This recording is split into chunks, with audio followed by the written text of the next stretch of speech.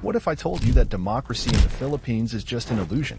Because the same handful of families have been running the show for over a century.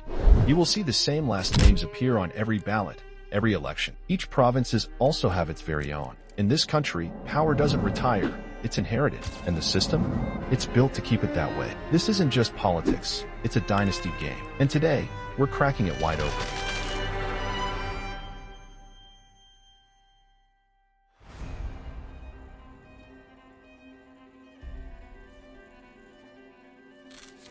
Let's rewind the clock, way back before the Philippines even became a republic. During the Spanish colonial period, power was already concentrated among the principalia, local elites chosen by the Spaniards to help govern. These families were given privileges, land, and political clout in exchange for loyalty to the crown. Fast forward to the American era. The U introduced democratic institutions.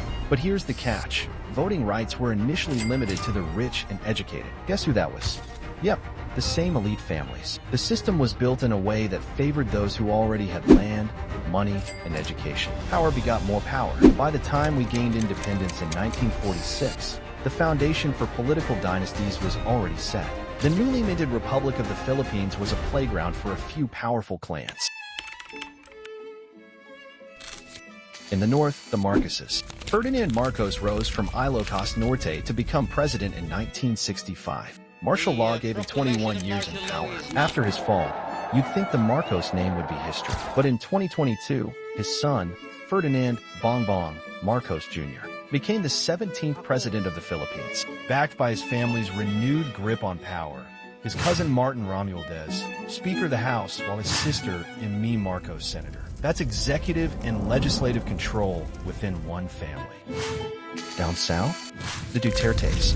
Rodrigo Duterte, mayor turned president, was the face of iron fist politics. But before him, his father Vicente Duterte was governor of Davao. After Rodrigo, his daughter Sara Duterte became vice president. Then there's the Estradas. Joseph Irap Estrada, actor turned president. Ousted.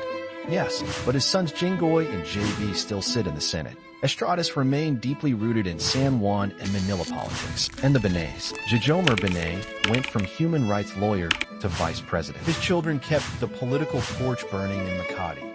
Abby Binay is mayor and now running for Senate, while her brother Junjun is a former mayor. Their sister, Nancy Binay, is exiting the Senate and now running for Makati. A political tag team from Taguig. Alan Peter Cayetano and his sister Pia are also both senators. Their father, the late Rene Cayetano, laid the groundwork. And don't underestimate the Tulfos. From exposés to elections, they've turned media clout into political muscle. Raffy Tulfo, the most popular of the bunch, rode his reputation as a public service crusader straight into the Senate. If his two brothers Ben and Erwin Tulfo wins this May, there will be trios in the Senate.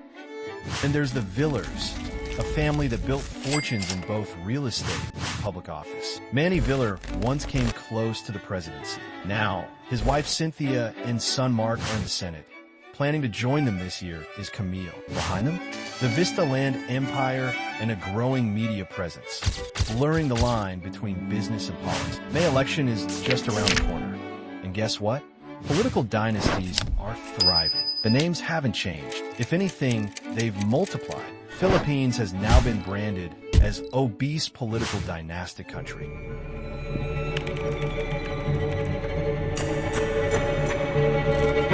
So how do these families stay in power? Simple answer: money, machinery, name recall. But there's more.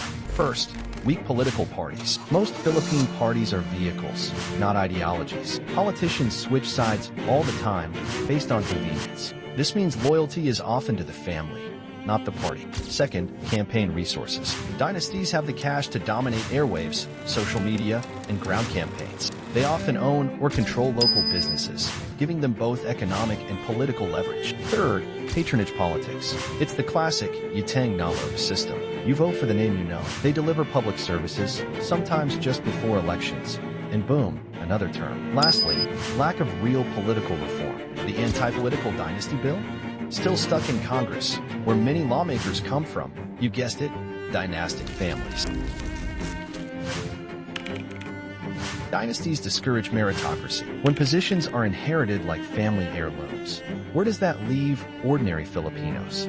Studies show that dynastic dominance often correlates with higher poverty and weaker development outcomes. Because when politics becomes a family business, public service can become personal gain. So here we are, 126 years since our independence. And yet, our political power remains concentrated in a few surnames.